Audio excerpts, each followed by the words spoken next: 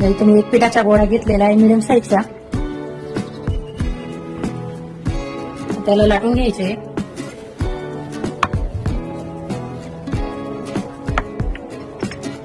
लाटून घेतलेलं आहे मी याला. आता याच्यात थोडस तेल टाकून घेऊ. असं तेल लावून घे बघा. तेल लावलंय मी आणि 4 पूड तयार करते मी याचे. 4 पूड तयार केलेले आहेत मी. आता याला आपल्याला लाटून घ्यायचे.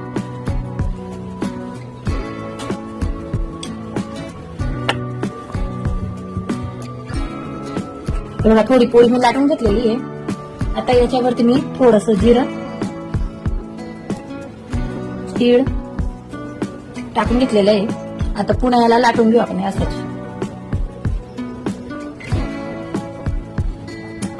पोळी कधीही आधी कडेने लाटायची आहे, मग मध्ये लाटायची आणि हलक्या हाताने पोळी लाटायची आपल्याला.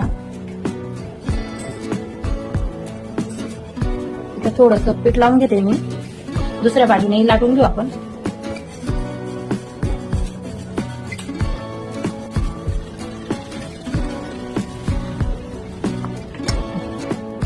लाटून घेतलेली आपण मस्तपैकी पोळी. आता हिला तव्यावर टाकून घेऊ आपण.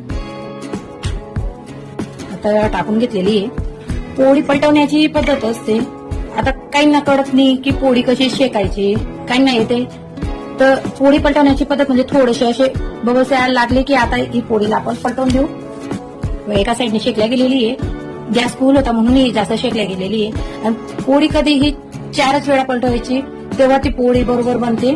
जास्त आपण पलटव केलं तर ती पोळी वातडी होते. म्हणजे पोरांना खायलाही त्रास होतो. पोळी चावल्या जात नाही म्हणून ही कधीही लक्षात राहू द्यायचे. पोळी पलटवणार नाही. ही पोळी फक्त 4 वेळेस पलटवायची. आपण ही दुसरी साईड शेकतोय. आता दुसरी साईड थोडीशी फुलायला लागलेली आहे. आता याच्यावर आपण तेल टाकून घेऊ. थोडं तेल टाकून घेतलेलं आहे. आता दुसऱ्या साईडलाही थोडं तेल टाकून घेऊ आपण.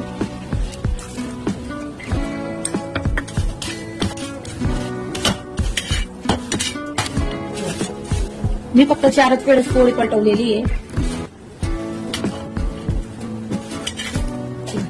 मस्तपैकी तयार आहे आपली टेस्टची पोळी. पोरांनाही आवडेल अशी पोळी, नवीन काहीतरी. बघा तयार आहे आपली पोळी. किती छान मऊ आहे बघा. मऊ आहे, किती मऊ आहे पोळी. गरम गरम पोळी मस्त. मोठेही खाऊ शकतात.